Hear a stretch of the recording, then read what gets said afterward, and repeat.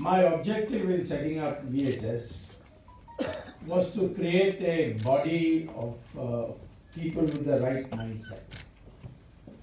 There's nothing wrong with the Indians except their mindset has been warped by the British.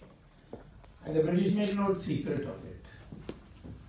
Macaulay came here and Macaulay sent his minute on education for India, which he got adopted by the British Parliament in 1835.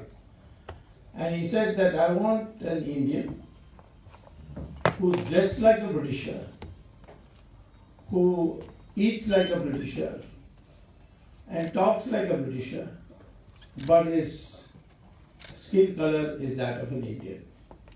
These are the exact words he has used in his parliamentary note, which was adopted. In other words, he wanted to create a slave society which will imitate the West, particularly Britain. And that mindset is the most dangerous thing for a country like ours. Because no matter how many billions you become, no matter how strong you become, how many atom bombs you have, if you don't have the right mindset, you will ultimately become losers. So I give people examples in all my lectures over and over again so that they don't miss the lesson. That if 1,000 goats stand at one place and one single tiger comes out and confronts them, the numbers are with the goats. But their mindset is such that the moment they see a single tiger, they get so frightened, they all start running. And the tiger then chases them, and one of them becomes the lunch for that tiger for that day. So 1 versus 1,000, the difference, the mindset, the fear that has been instilled in the mind.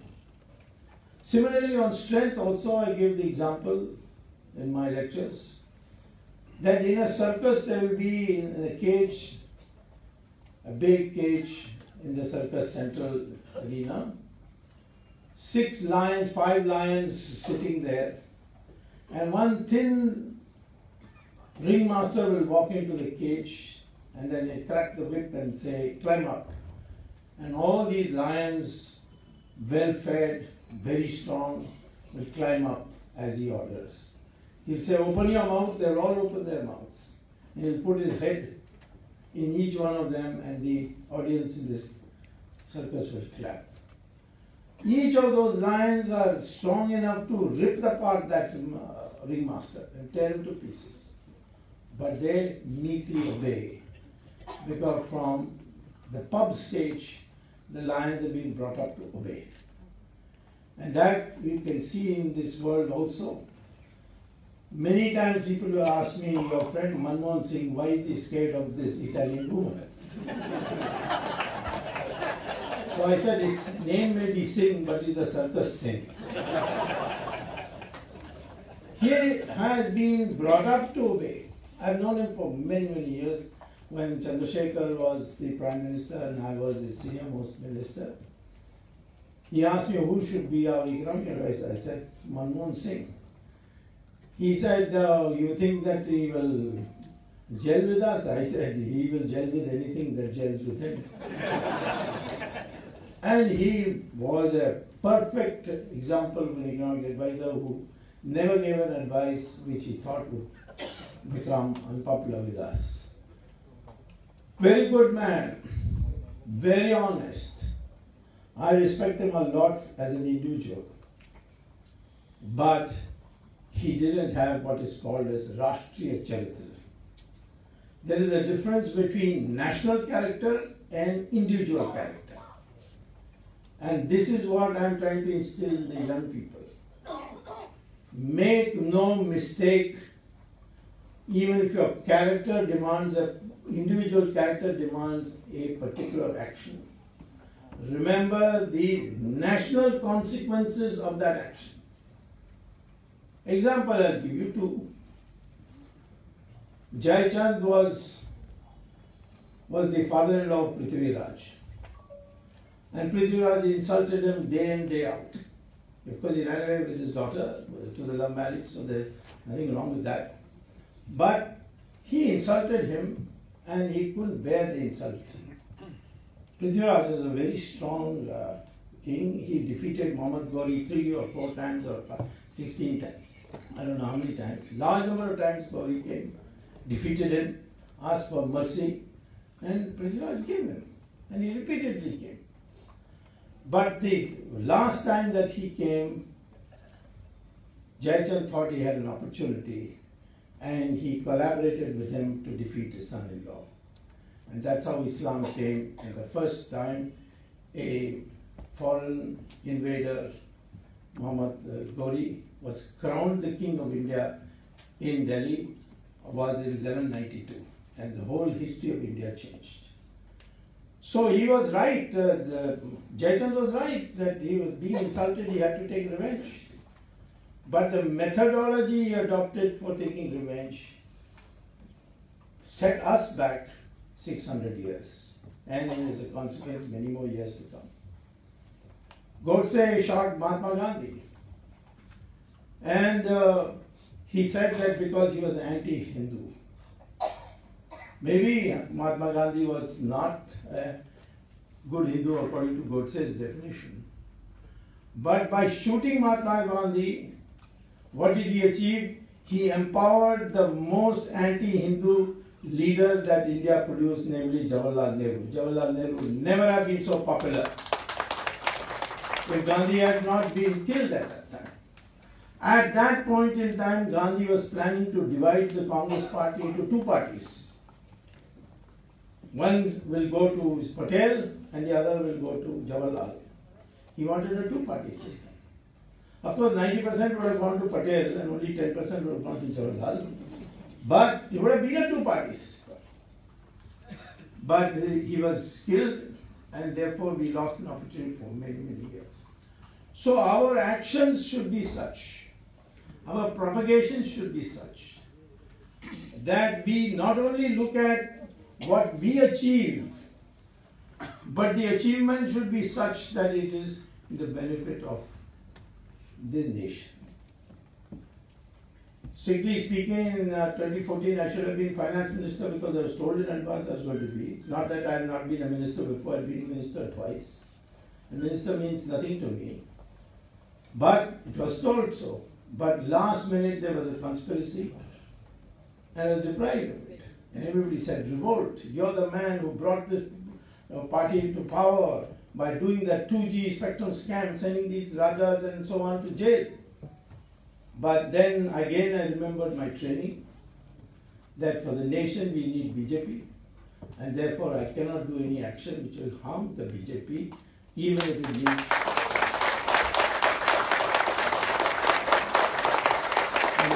And I will be frank to state in this audience, without hoping to hurt anybody's feelings, that I, having experienced what I came to Indian politics in 1969, so now it is 50 years, is it? Yeah, 50 years. Maybe you should have a ceremony for that. But in these 50 years, I have never seen a greater threat to the national security of India than today. We are literally infiltrated from the length and breadth of the country. We are being bled in various parts of the country, and particularly in the most crucial part, namely Kashmir. And there are people who are celebrating if we fail, who are openly going with those elements who want India to fail. And at this stage, therefore, we must use our mind not in terms of what we didn't get or what was promised, but what is the consequences of taking out our anger on a particular party, which leads to the coming of a party which will probably sell the country. The amount of corruption that has gone on is unbelievable. And if they had not lost power in 2014, I'm telling you, We may not have done much on corruption, yes.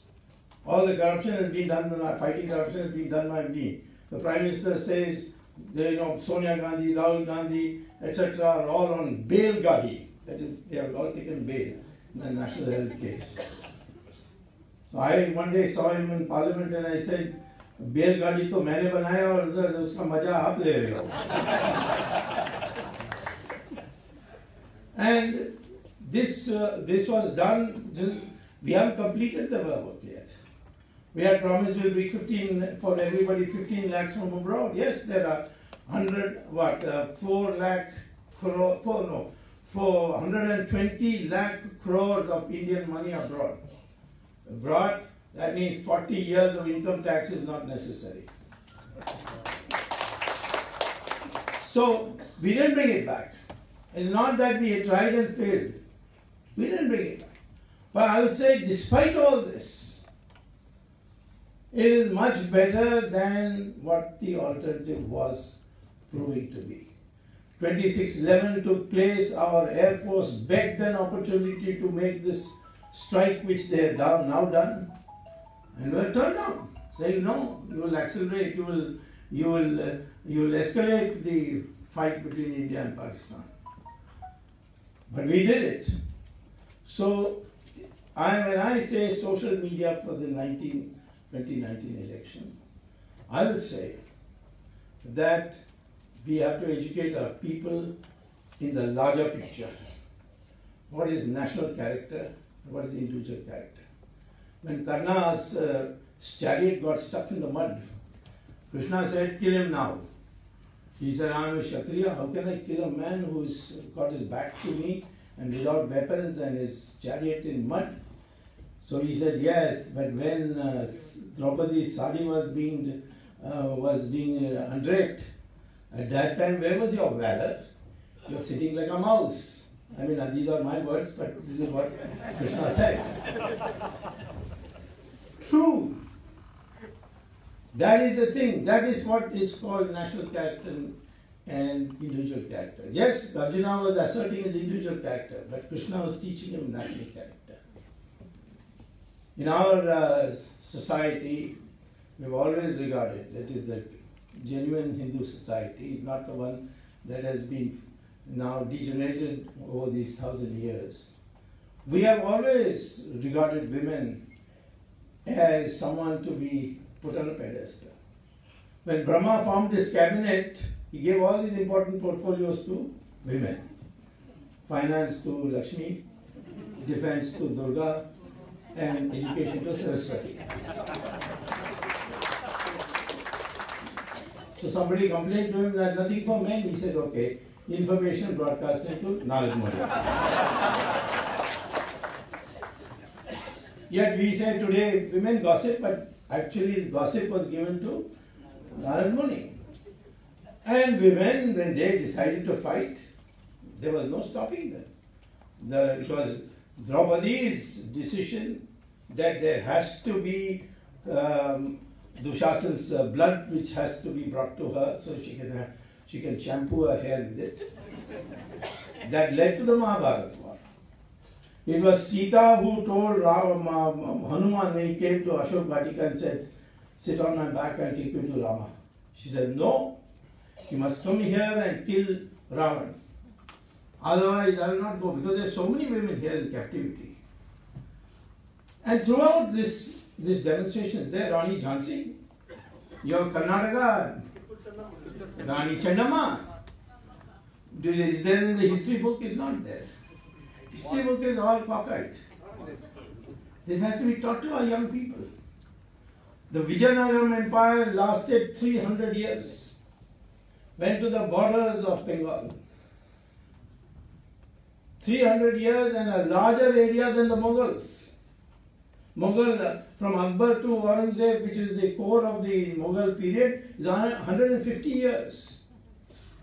This 150 years is compared to 300 years. Well, you look at the history books, there will be maximum one paragraph. Then in South India, there was something called Vijayanagara Empire. And in North India, most people don't even know Vijayanagara Empire. And the Vijayanagara Empire went abroad, the Cholas went abroad. The whole of Southeast Asia was not conquered, but brought under our cultural scheme. We don't know, our people don't know. The British taught us that we are two races, Aryans and Dravidians. What is the proof for it? They even said, you see, Dravidians were first ruling all over India. Then the Aryans came from Europe through Khyber Pass and beat the Dravidians down to the south. And then they started teaching the South Indians this. This is your land, these Aryans. And they started a party also, Dravida Movement. Dravid is a shabd invented by Adi Shankara. Adi Shankara had gone from state to state on a walking tour all the way to Kashmir to reconvert people from Buddhism to Hinduism by debate. This is unheard of in any other country. There's a conflict between Hindu, the Sanatana Dharma and Advaita versus the Uttara-Mimamsa school and the Buddhism. And Shankaracharya proposes, we debate, you lose, you convert to me, my religion, and if I lose, I will convert to yours. Finally, he lands up in Bihar and before the biggest scholar, Mandana Mishra, and he challenges him. So the first question, and of course they had to find an umpire. Who would be umpire? One is the greatest spokesman of Hinduism, the other is the greatest spokesman of the Buddhism. They finally chose Mandana Mishra's wife. Big mistake because his wife declared him loser in the debate. But anyway, wife knows husband better than anybody else. So I think, therefore, he was asked, who are you? He said, I am Dravida Shishu. Shankara said. So Shishu we know, but what is Dravida? He says it's a sandhi of two words, thra and vid, which means where the three coasts join together. That's South India. We are not Hindu because somebody said they could not pronounce Sindhu. Not at all. They say the Arabs could not pronounce the word Sindhu, so they said, what is Hindu? But the Arabs are not more than 1,300 years. The Chinese were much longer. The first Chinese came to India in 700 BC. And they, from day one, used to call, and even today, official organs of the Chinese, official publications of the Chinese call India as Hindu-Go. They can't say her, so they say Hindu.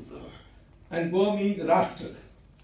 So today, China refers to India not as Bharat or India. They refer in their official publication as Hindu Rashtra. I asked my communist friends, they call us Hindu Rashtra, why are you objecting when we say we want to be Hindu Rashtra? See? The fact is, these are things which you have to understand. This is part of your history. It's preparation of your mindset. You don't want to be a circus lion or a big crowd of goats. You want to be a lion in the forest, the king of the place. And you have got the backing of such a large population. And that is what needs to be prepared. And that is precisely what social media is going to do. Because social media is out of control of everybody. You don't need any invitation. Just enter your name and start tweeting. The person may not know you, but he can tweet back to you. The interaction goes on. It all happens electronically. It's instantaneous. It's something that, like the old rishis, Vedic age, used to communicate with God. It's instantaneous. Knowledge gets spread. So now we need social media warriors. And that is what the VHS has planned. And we have grown very fast. We are in now maybe 24, 25 states, our units, 27 states. Last time you told me 24, so you got 3 more. Next time it will be 35. After that you can't exceed unless you include Pakistan also.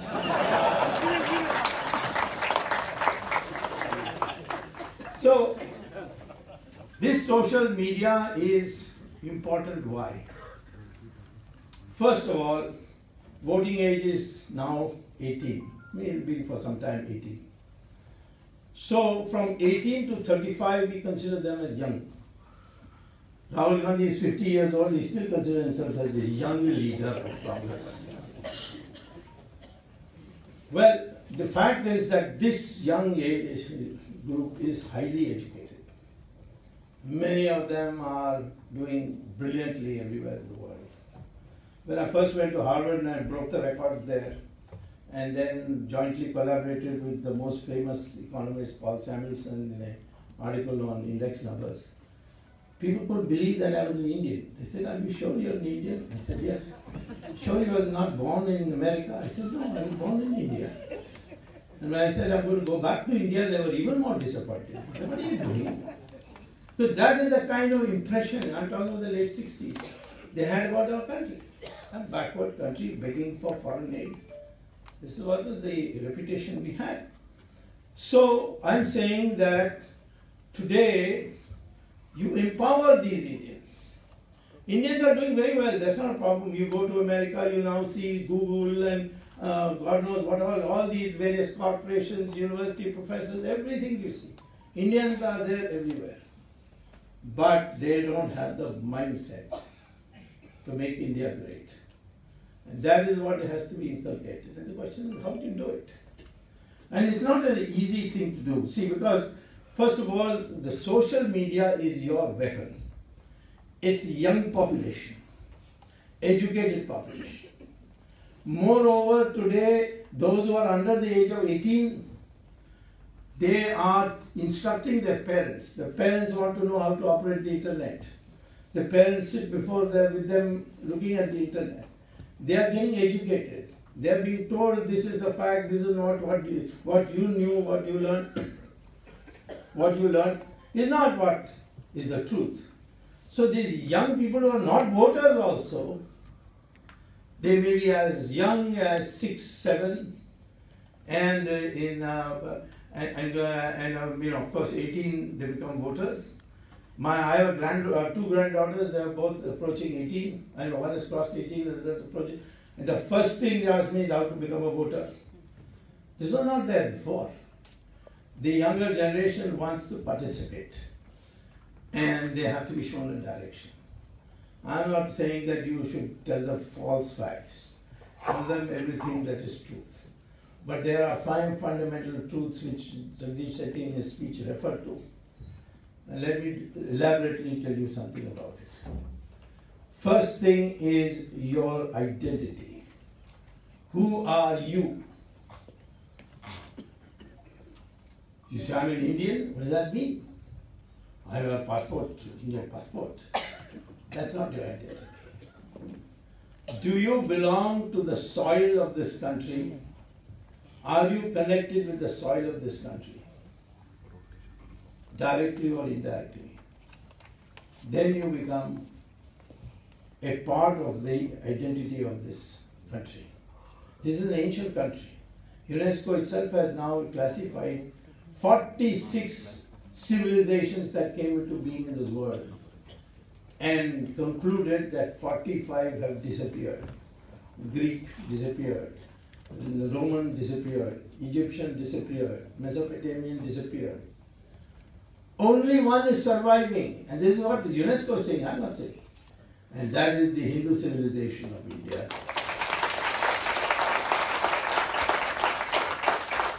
But the Hindu civilization needs a lot of modernization. The other day, I was giving an interview to a Tamil channel, and they asked me, I noticed that in the Twitter, you're not putting Chowkidar ahead of you. I said, how can I put a Chowkidar ahead in my Twitter account? I'm not a Chowkidar, I'm a Brahmin. So I'm saying this to a Tamil channel which has a long history of hating Brahmins. Okay? So he said, this is arrogance on your part. I said, not arrogance. I am not saying that I was born a Brahmin. There is no such thing as born a Brahmin. I took out, I had a nearby Gita. I took out Gita and said, see what Krishna says about the Varna Vyavastha. It has got nothing to do with birth. It is guna. And guna means if you dedicate yourself to knowledge and lead a simple life, or put in different words, you're a jnani and a tyagi. It doesn't matter where you are born, you become a Brahmin. That is the only qualification to be a Brahmin. Vishwamitra was born in a Kshatriya family. His father and mother were Kshatriyas.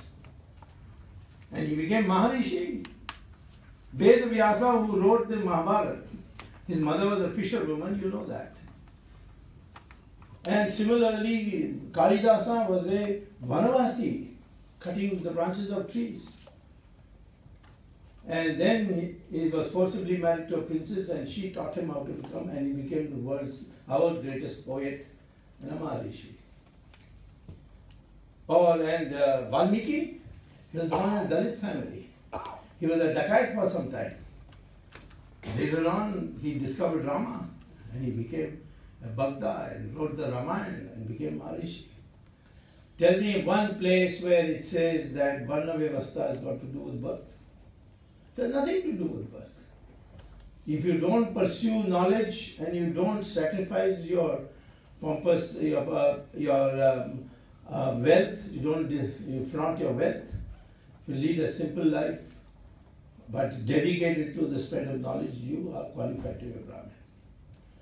I used to make fun of the Congress people, because they used to call Jawaharlal Nehru Pandit. I said, how is he a Pandit? He said, no, he went to London, Cambridge. I said, there he failed. It's true. The British, because he was from the colony, used to give those from colonies a special degree called gentleman pass. So he got gentleman pass. Of course, it's no fault of his because his entire family afterwards has never passed an exam. Yeah, you can see Rajiv Gandhi did not. He was a friend of mine. I must say I liked him very much, but he never passed an exam, college exam. Then Sonia Gandhi claimed that she was educated in English literature and got a degree from the University of Cambridge. And I got a certificate from the University of Cambridge when I had gone on lecture to there. There was no such student. Later on she said, you see, it was a typing mistake. Now how can you have a typing mistake, studied in the University of Cambridge and got a degree in English? I mean, if it was true, then she should send it to the Guinness Book of World Records for the longest typing mistake in history. But I don't mind that. Kamaraj was not educated, but he was the greatest educationist Tamil Nadu has produced. And he used to say that I feel every day that what I lost, so I don't want future generations to do. That's why we developed such a fast-growing education system in Tamil Nadu. It was because of Kamaraj. And I would say that take the case of Ambedkar. His name, by the way, originally was not Ambedkar. His last name was Mahar. But his teacher, who was a Brahmin, was by name Ambedkar. And he said to him that you will face discrimination, very bright boy, you are the brightest student I have. But you need to change your name, you take my name. So he took the name of Ambedkar. This was told to me by Ambedkar's second wife, who had joined, at that time she had joined Janata Party and she had become a candidate. So, Savitri Ben or something his name was. Savita, yeah. And she told me, and he went to Cambridge, not Cambridge, Columbia, American University, 1916, and he wrote a thesis in economics, on monetary economics. Still one of the theses worth reading. Then he went to London. He got a DS, I mean Doctorate of Science, from London School in economics. Then he became a lawyer. Then he came to India, and Sardar Patel appointed him chairman of the drafting committee for the Constitution, and brilliantly performed and produced the biggest constitution of any democratic country, and having a article for every possibility that could happen for a growing country. And he was always referred to by the Nehruites as Ambedkar, Baba Sahib, or something like that. But never Dr. Ambedkar, even though he had a PhD. He was denied Bharat Ratna by Jawaharlal Nehru for year after year, and thereafter Indira Gandhi also denied it. And the first time he got Bharat Ratna was 1990 when the Janata was in power in Delhi. By the way, Patel also did not get Bharat Ratna. And when I was law minister in 1991, Chandrasekhar asked me, who shall we give Bharat Ratna this year to? I said, let me see the list. Patel's name was not there. Then I went back to the files. Was Patel's name never proposed? And I found that it was proposed in 1954 when the Bharat Ratna was instituted. And that time the person who got it was Jawaharlal Nehru. And the file says, the Prime Minister's file says, I, Jawaharlal Nehru, hereby award Bharat Ratna to Jawaharlal Nehru, signed Jawaharlal Nehru, Prime Minister of India. And every year Patel's name was cut off. Till 1991, when under my signature I initiated, and Chandrasekhar upheld it, and the President signed it, and the first time Patel got Bharat Ratna was 1991.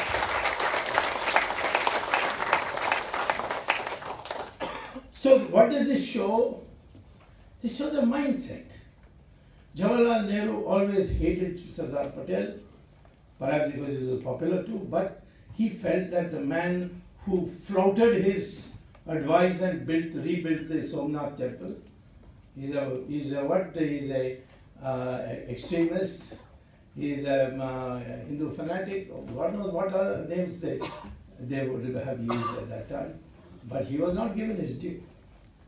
This is the mindset that has to be changed. You should be proud of your own people first. Be proud first of your own heritage. And that can only come when you regard yourself as part of this country. The mud of this country is your mud. And this is where your history lies.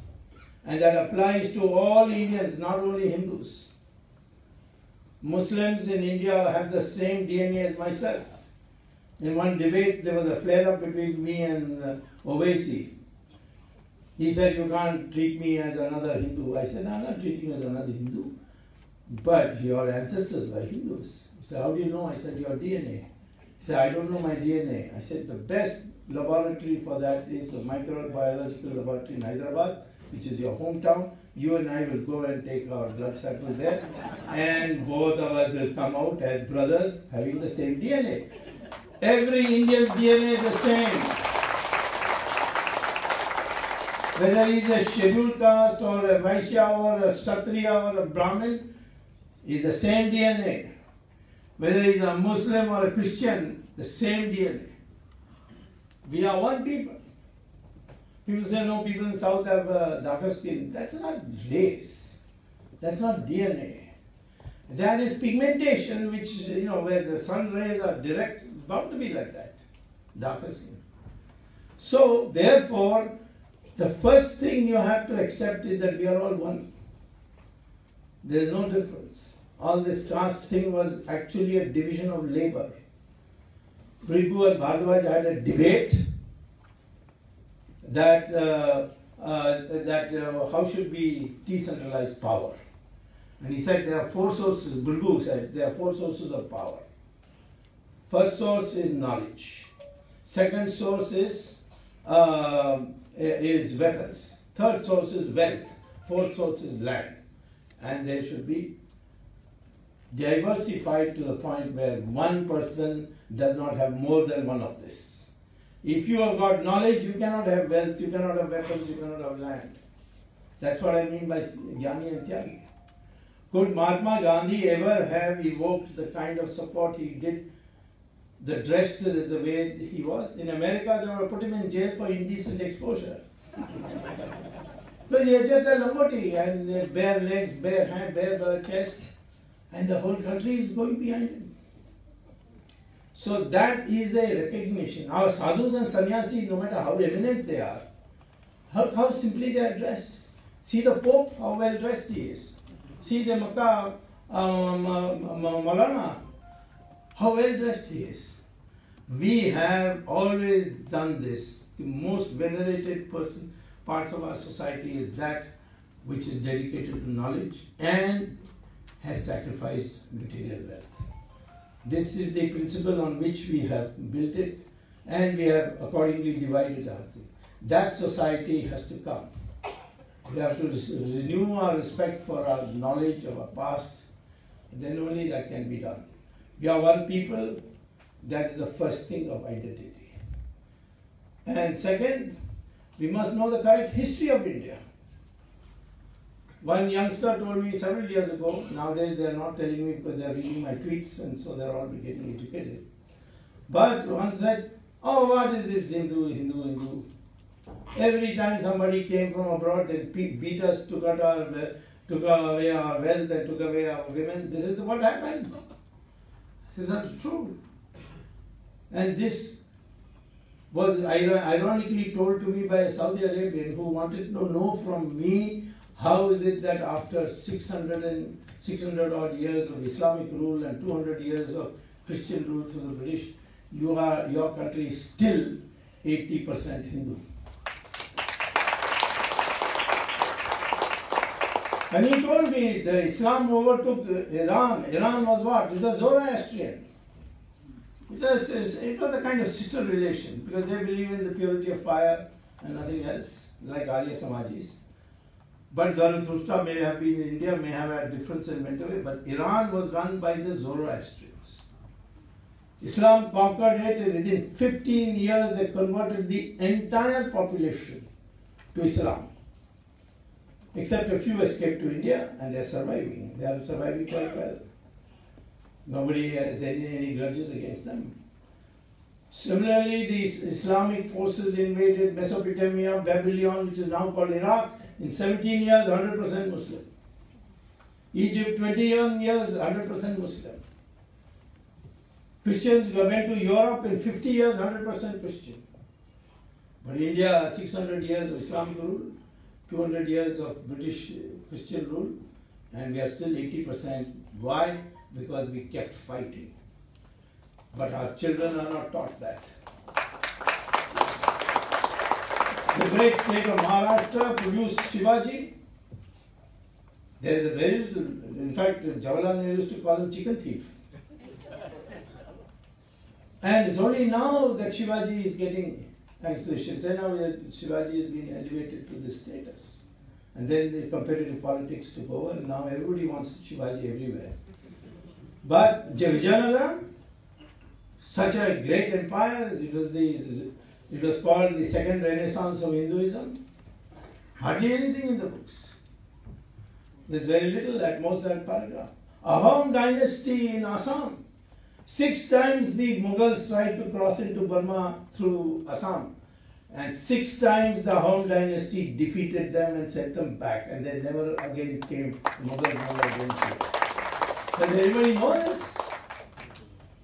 Guru Gobind Singh, his father, Guru Tegh Bahadur, preferred to give his head than agree that his followers and the Brahmins must convert to Islam. And Aurangzeb had him publicly executed.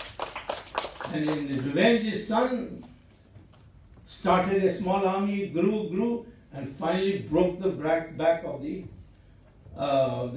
Islamic forces. The British came, they said these Sikhs are a dangerous crowd, so they started belittling them. This 12 baje, at 12 o'clock Sikhs go mad. What is the origin of that? Origin is at 12 o'clock midnight, Guru Gobind Singh would lead a force wherever the Islamic forces had camped and liberate the women whom they had kidnapped and bring them out. And that was the 12 o'clock. And our people followed the British thing and said, 12 baje, they go mad. They don't know what contribution the Sikh community made to our country's liberation. And then the Marathas defeated the British Mughals finally in Pune in 1795. But by then we had become so depleted, fighting, that when the British came, they were already there in the East India Company form, then they came formally, and then they defeated the Marathas in 1815, And that's how the British established their empire here. But then we continued fighting. This time the spiritual leaders took over. Bankim Chatterjee, Ramakrishna Mission, Arvindo Ghosh, Sri Arvindo, Vivekananda, they were Swami Dayananda Saraswati of the Arya Samaji. And even Mahatma Gandhi led a kind of spiritual movement. And again, the first country to throw away British colonial rule was India. Only after that, Africa and other parts of Asia were able to decolonize. So therefore, this history has to be taught. The British, by the way, finally had taken away how much money? By current prices, $71 trillion. What is the GDP of India today? $4 trillion. So how many times that makes it? Makes it about 30, 40 times. Well, if we ask that money back, there will be no England left. They will have to do another Brexit perhaps. So this is your history. And then as just now our professor, Dr. Manjunath, said, quantum mechanics, calculus. Calculus was invented by us. Today they are accepting the West. George Gamow wrote a book called Rocketry, Rocket Science in the United States. And what did he say? That the first people to use rocket propulsion were the Hindus. It's there in the book. Now you get it in every book. Even I'm sure that Encyclopedia Britannica was also saying that. We were the first one to discover rocketry. Why did we use it against the British? We were too tired. And how did the British get the rockets? They stole our rockets, took it to England and got it reverse engineering. So this is the, there is no field we did not. Today, slowly we are accepting it. There was a time the Americans used to laugh at our yoga. Today they are crazy to follow yoga. We also began only after the Americans started adopting it. Then we started making fun of Sanskrit. Sanskrit words are there in every Indian language. We must know the connectivity of our language. If I know Sanskrit, I can begin to understand at least 20%, 30% of the language. But Sanskrit has been always a dead language, it's over, no more. But in 1968, research was started in NASA as to the new future field of artificial intelligence, which is the best language to store knowledge in a computer. And they came to the conclusion that there is only one language fit for the computer today, and that is Sanskrit, and therefore NASA has made Sanskrit compulsory for learning artificial intelligence. If you go to Google and in the search engine type that St. John's School, London. It's one of the most prestigious schools in England. It's an all-white school, boys' school. But in that school, the principal has prescribed that all the boys from 6th class to 11th class, for the first half an hour of school, will recite Sanskrit shlokas. You read it yourself, it's unbelievable. I myself went to London and saw it. And the principal said, the recitation of Sanskrit shlokas, which I have selected as a scholar of Sanskrit, is such that the brain development is fastest if you recite these shlokas on a regular basis between the ages of 6 and 11. And St. John's School produces the best results. Now we are slowly beginning to understand. And what the British did, they made the Tamilians think that Sanskrit is a foreign language. I had once a very big fight with them, with the Karunanidhi, on this issue. He said, no, it has nothing to do with Tamil. All are Aryans. I told him that Sanskrit has many words in common in Tamil. In fact, they must have been borrowed from Sanskrit. He said, no. So I brought an English Tamil dictionary and started reading out a sample of words, and 40% turned out to be Sanskrit. He said, no, this is all not Sanskrit, you see. This is all Tamil, the Sanskrit people must have stolen it. So I said, if that is so, then how come your name is also Sanskrit? Karuna and Nidhi, both are Sanskrit words. He could not answer me. So therefore, I would say to all of you that today social media has to prepare our electorate to be patriots. In America, it's whether you're a Republican or a Democrat, the basic patriotism is very strong. You attack an American, they're all unite. Same thing in other countries which have not undergone colonialism. Ours is a country which has been mentally enslaved. And that mental enslavement has to be thrown off by only one medium which is not subject to foreign influence much, although they did try all the shadow banning, this thing, that thing. But they didn't succeed. Ultimately, if you go in as an army, then Twitter, Facebook, etc., all these social medias which are online are not under the control of any government. And if you feel, well, they are, then like Chinese, you can start your own. Chinese have their own Baidu and equivalent for Twitter. We can also start an Indian Twitter. That's not an issue. But this is a medium which is not at the mercy of anybody. And it's the voter today is between the ages of 18. The voter today is between the ages of 18 and till our life expectancy. And the voter that needs to be educated is this. All these things, that why it's important who you vote for. And this education is extremely important. And that can only be done by social media, because that's where instantaneous communication takes place. Millions join. The thing spreads. And as your people get more and more intelligent, and they themselves produce results. I will put in Twitter, I want to know what Hindustan Times said on 17th of May 1974. They will produce me a photostat of that, the Twitter crowd. The amount of research that the young people can do. This mindset formation is what we have to work for. And we are today in what is called as Kurukshetra. Kurukshetra is not evil versus good. It was between right and wrong.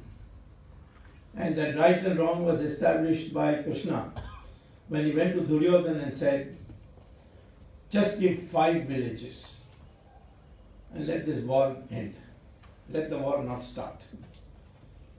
And Duryodhana said, I won't even give the tip of a needle for the Pandavas. When he came back, Krishna, Draupadi caught him and said, what did you do? You mean my dishonor didn't matter to you? You just wanted to run away from the war and you were ready to accept 5 villages? So Krishna said, I knew in advance that Duryodhana in his ankar will say no. And I wanted to show the whole world that, see, this man is so unreasonable that even 5 villages is not too willing to give. When he swallowed the whole kingdom of Indraprastha, still he is not satisfied. So war is inevitable, and that is the justification for war. Today we are in that same situation. Our enemies are not willing even to give you 5 villages. They will say all kinds of things. And in order to keep the voter happy, they will say everything.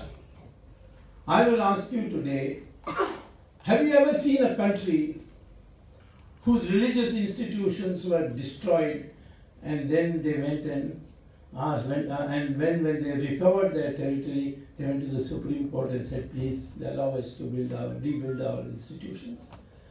The Muslims occupied Spain, destroyed every church and built masjids in their places. Again, the Christians came back, defeated the Muslims, They didn't go to the Supreme Court. They rebuilt every one of them. They didn't have to ask anybody. Then in Turkey, the Christians attacked the Muslims, destroyed them, and the whole of Turkey, all the masjids, everything was destroyed. Later the Muslims came back and they destroyed all the churches and built their masjids once again. No Supreme Court. We are the only one who's fighting on Supreme Court. And even Supreme Court, we got such a top class case.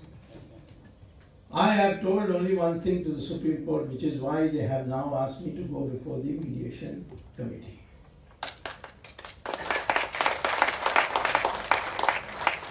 I entered suddenly in only 2016. I said, what is this these people are fighting?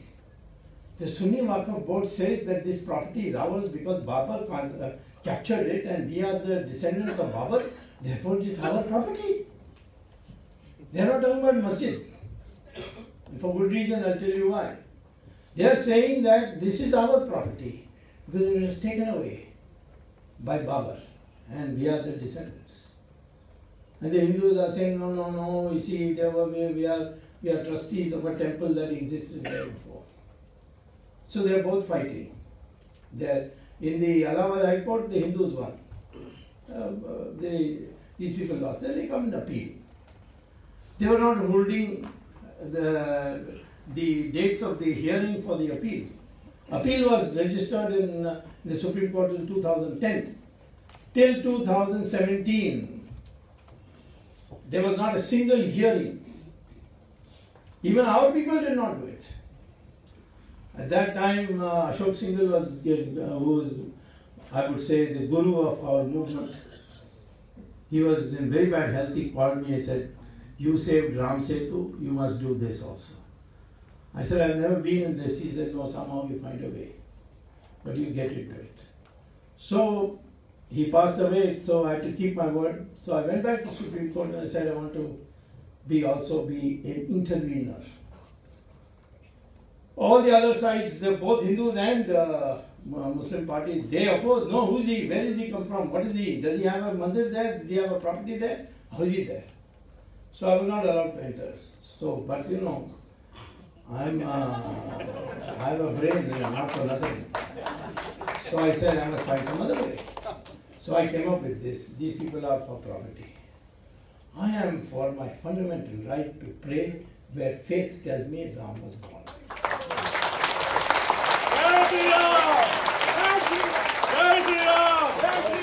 And the Constitution of India says faith is above law. If a large number of people believe something as faith in religion, then you cannot put some law against it. It has to be accepted. And so liberty and faith are put in the preamble of the Indian Constitution. Thank God that Jawaharlal Nehru became Prime Minister later, after the Constitution was adopted. Even secularism is not there, was not there in the Constitution. Indira Gandhi brought it during the emergency when we were all not there at all. I mean, most of us were in jail. She couldn't catch me, so therefore I was moving around. But the fact is that faith tells me Ram was born at a particular spot. How do you know what's your proof? One anglicized Indian asked me. I said, listen, you anglicized Indian. Can you tell me how do you know that Christ was born in Bethlehem? In a cave there? So he said, well, I know.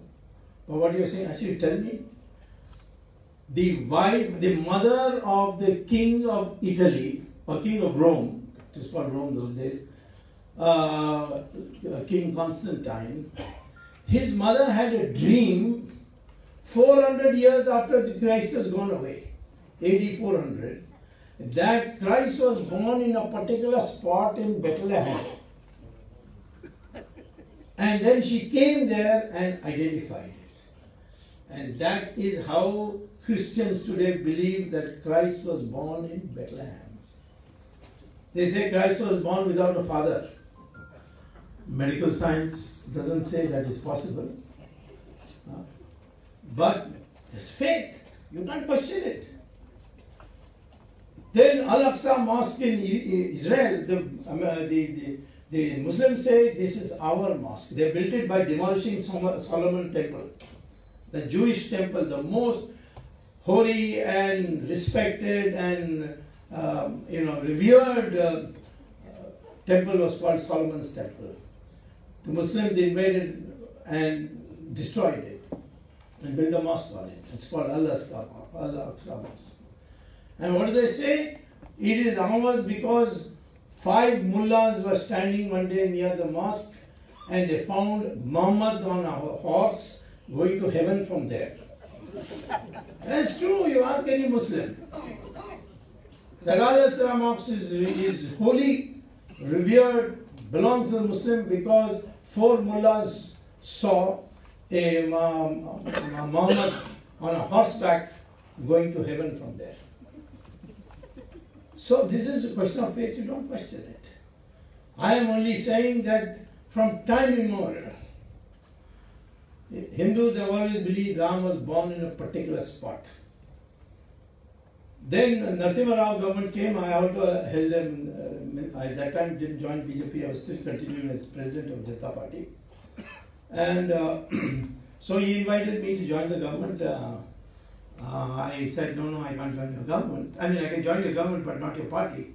He said, no, that's a minimum condition. I said, no. He said, why? I said, see, this party, you're just a tenant. The owners are the Nehru family. Any day they'll do chutti to you, and I don't want to undergo that humiliation. So I will not be a member of your party.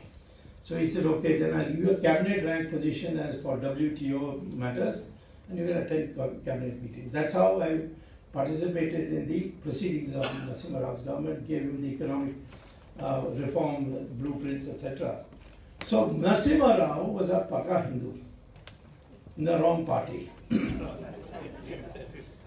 He told the Supreme Court that if ever I find that there was a pre-existing temple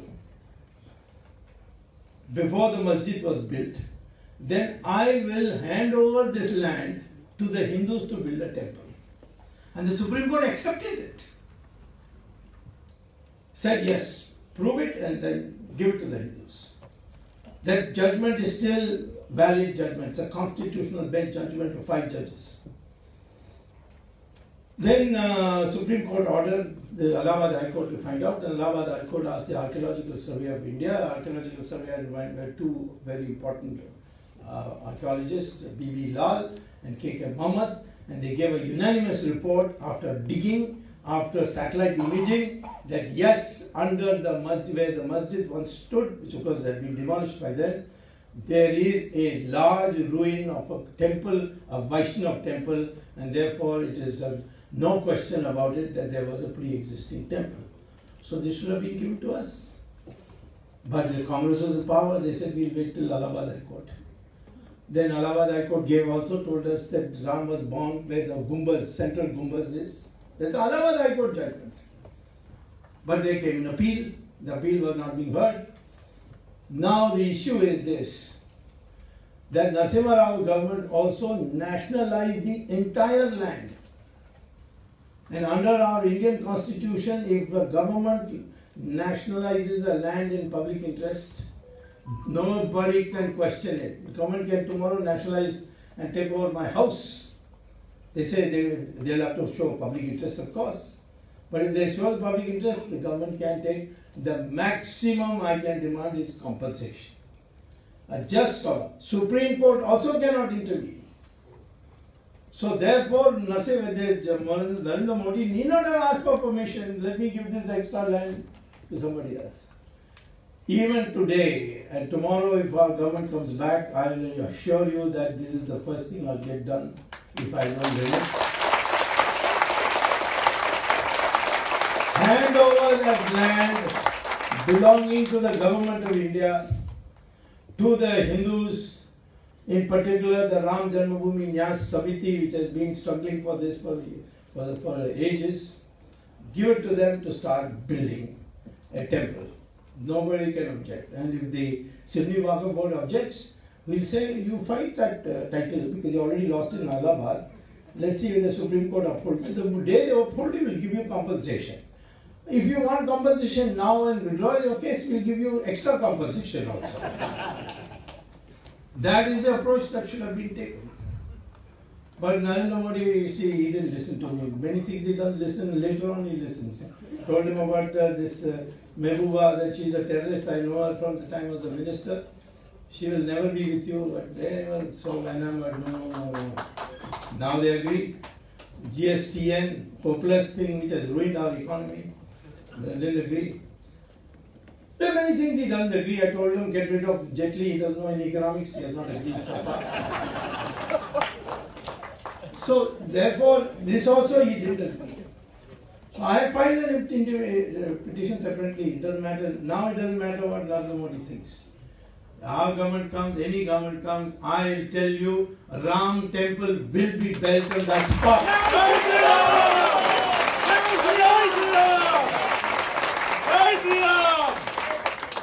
And I have told the Muslim community, you destroyed 40,000 of our premier temples. I'm not even small temples. You destroyed them. We are not asking all of them back. We are only asking for 3. Ayodhya, Mathura, and Kashi. These. Because Kashi, Aurangzeb has given a long farman why he is going to destroy it. And he took the Shiva Linga and put it in a well there, that is still there in the well. What is it called?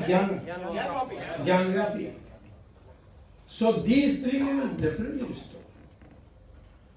There is no question, we are not going to stop any Muslim from praying, we are not going to stop any Muslim from being Muslim. We are a secular country in that sense. But we fought 2 major wars.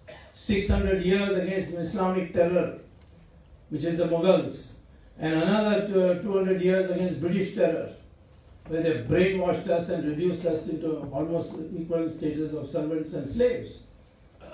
And after winning it, we can't even restore it. Which country has been like that in the world?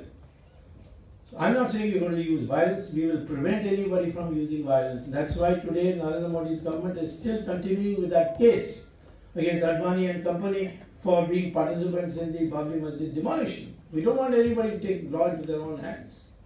But we want the Muslims to see reason. Why?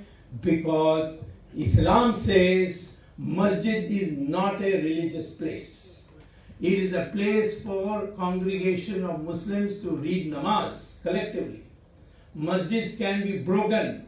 Masjids can be shifted. Who says this? The Indian Supreme Court in 1994, which was again revived this time, and the Supreme Court again sat over it and came to the conclusion, and there was a Muslim judge also, a majority judgment gave that yes, that judgment is valid, masjid can be shifted, masjids can be broken in an authorized way. The government can break a masjid. And if you go to Google and type broken masjids in Saudi Arabia, you will get a long list of masjids which have been broken by the Saudi Arabian government. They say openly, masjids are for reading namaz. Namaz can be read anywhere. They can be read in the drawing room, they can be read on the road. So masjid is not something that we consider sacred. Even the masjid in Makkah, called Bilal Masjid, which was built on the direction of Muhammad himself, Prophet Muhammad himself. They decided to destroy it. UNESCO wrote a letter, at least this masjid you can leave. And the Saudi Arabian government reply was, you are teaching us idol worship, murti puja. Muslims will never agree to murti puja. There is no such thing as somebody built a masjid and therefore it has become holy. We don't believe in that. That is their philosophy. So I am saying, therefore, this is the thing. Now, these are the issues today.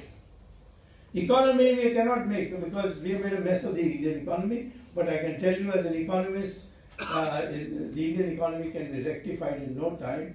It won't take more than 3 months, provided you have an intelligent finance minister, not a leader. All you have to do to evoke all your Josh, as they say. What were you saying? Josh, eh? Also Josh. Abolish income tax. Tomorrow you'll all be celebrating the streets, I know. Nobody wants income tax. And you can abolish income tax. Lower interest rates for loans. Raise the interest rates for fixed deposits. This country, middle class is the driving force. They have to be pampered now. We have been pushing them, stepping on them, crushing them. That policy must end. And we must. The economy can be fixed. You don't worry about economy. Even if you do very good in economics, it's not necessary the people will vote for you. Narasimha Rao performed the best as an economist. He produced the best results in terms of growth rate. From 3.5%, he took it to 8% in 5 years. And what did you do to him in the vote? You defeated him and reduced his party to half. Vajpayee said India shining. Vajpayee was against also building the temple. He was saying India shining. And what happened? We were reduced to half. Has anybody won an election in India on the basis of economics? No. There are certain sentimental issues. Corruption is one sentimental issue. People feel bad that they work hard, save, and pay taxes honestly, and there are all these crooks running with crores and crores. That's a sentimental issue. Fighting Pakistan is a sentimental issue. In my opinion, Pakistan should be broken into 4. We broke it last time into 2. Now we must break it into 4. And we can. We have got the capacity. These are the sentimental issues. And this is what the social media must put across. If there is any party which can do it, it may not do it, but is there any party which can do it, which is not structurally built not to do it, and that is BJP. And BJP should be given another chance. This is what I would like to see. I would like to see this social media's role in this coming 2019 election. Tell the facts as they are. And the facts speaks for themselves. Never tell a lie, because today social media, everyone can double check. They'll come back and tell you you told a lie. People remember what I said 5 years ago, and they remind me today that this is happening now. You had proposed it so much earlier. So our intelligent young people who are now doing well all over the world have now to build a new India. And for that you need a new mindset. And for that mindset you need access. And social media is the access to build a new India, which is a Renaissance India. And that is why it's so important today. Thank you very much.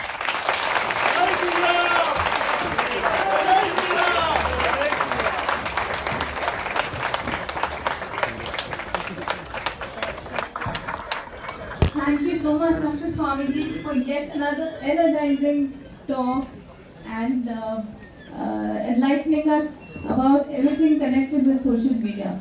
And I am indeed thankful on behalf of Virat Hindustan Sangam to Mysore Association for giving us this opportunity. And I now invite Dr. Ganpati Shankarling to kindly give us the vote of thanks. And there have been a lot of people who have been working hard for making this a very successful event. So I invite Dr. Ganpati Shankarling, who is the General Secretary of Mysore Association. Thank you, Rajlakshmi, Honorable Dr. Swamy, Dr. Jagdish Shetty, Dr.